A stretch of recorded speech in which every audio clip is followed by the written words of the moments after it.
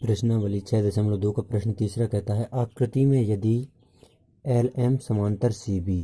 तो जो ये आकृति दी हुई है प्रश्न तीसरा में यहाँ पर देखना है हमें 6.2 का। तो इसमें आकृति जो दी हुई है उसमें एल एम समांतर सी बी है, यानी कि एल एम समांतर सी बी है और एल एन समांतर सी डी है। तो यहाँ पर एल एन समांतर सी डी है।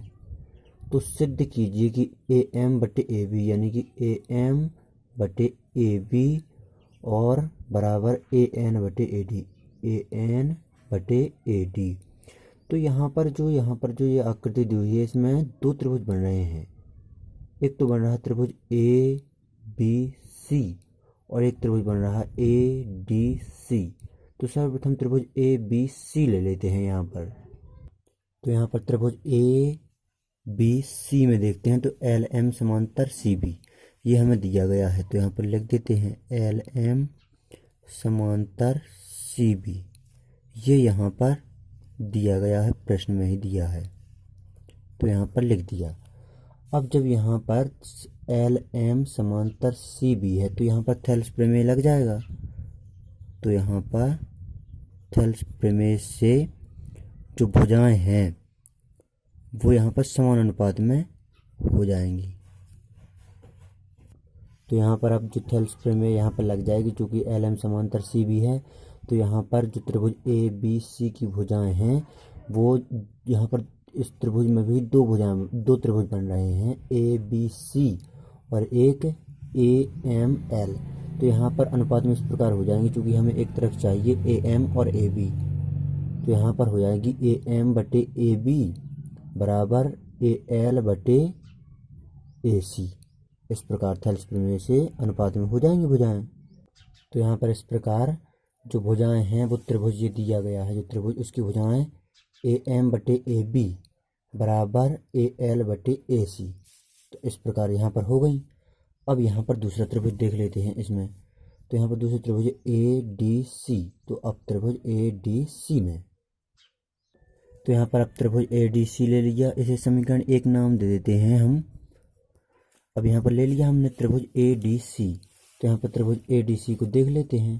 तो त्रिभुज ए डी सी में तो यहाँ पर भी थेल्स प्रमेय लग जाएगी, क्योंकि एल एन समांतर सी डी है, प्रश्न में दिया गया है द्वितीय स्थिति एल एन समांतर सी डी। तो यहाँ पर प्रश्न में दिया गया है एल एन समांतर सी डी। तो यहाँ पर भी थेल्स प्रमेय लग जाएगी। तो यहाँ पर भी दो त्रिभुज बन रहे हैं, एक त्रिभुज ए डी सी और एक त्रिभुज ए एन एल। तो यहाँ पर लगा देते हैं थेल्स प्रमेय। तो यहाँ पर अब थेल्स प्रमेय लगा दी तो यहाँ पर अब भुजाएं समान अनुपात में हो जाएंगी।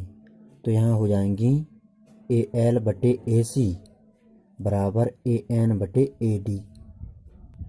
तो यहाँ पर अब हो गया, जो भुजाएं हैं वो समान अनुपात में ए एल बटे ए सी बराबर ए एन बटे ए डी। अब ऐसे दे देते हैं समीकरण दो नाम। तो यहाँ पर दे देते हैं समीकरण दो। अब समीकरण एक और समीकरण दो की तुलना कर देते हैं। तो यहाँ पर समीकरण एक था ए एम बटे ए बी बराबर ए एल बटे ए सी और समीकरण दो है ए एल बटे ए सी बराबर ए एन बटे ए डी।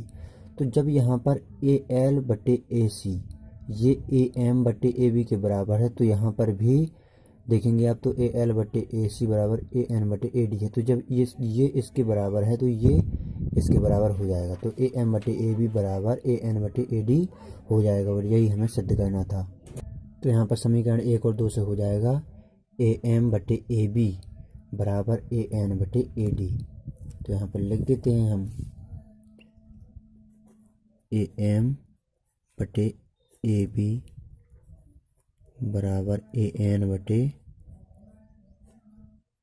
A D. तो यही हमें यहाँ पर सिद्ध करना था। तो यहाँ पर ये प्रश्न यहाँ पर सिद्ध हुआ जो हमें सिद्ध करना था। यहाँ पर भी आप देख सकते हैं ए एम बटे ए बी बराबर ए एन बटे ए डी। तो यही हमें यहाँ पर सिद्ध करना था। तो यहाँ पर हमने ये सिद्ध कर दिया। तो यहाँ पर ये प्रश्न समाप्त होता है। तो आप इस प्रश्न को अच्छी तरह से नोट कर लीजिए।